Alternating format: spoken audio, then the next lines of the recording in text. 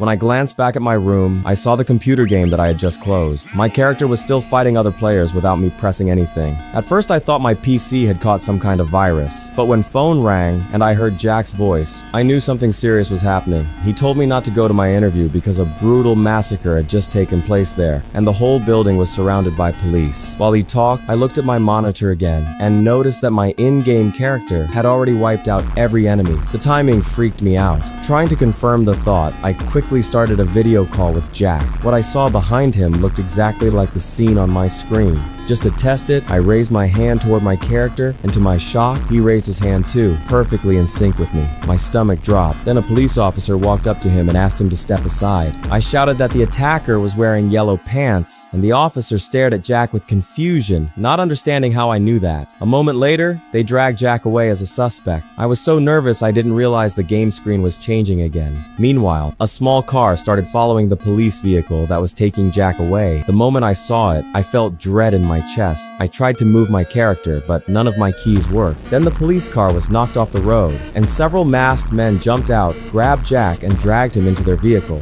Soon after, I saw him tied up inside some hidden warehouse. Metal spikes aimed dangerously close to his body. A distorted voice came through my speakers, telling me he wanted to play a game with me. If I won, Jack would go free. If I failed, he wouldn't survive. Panicking, I tried to close the game, but my computer ignored every command. And each time my character got hit, the traps around Jack tightened even more. So for his sake, I had no choice left but to keep fighting.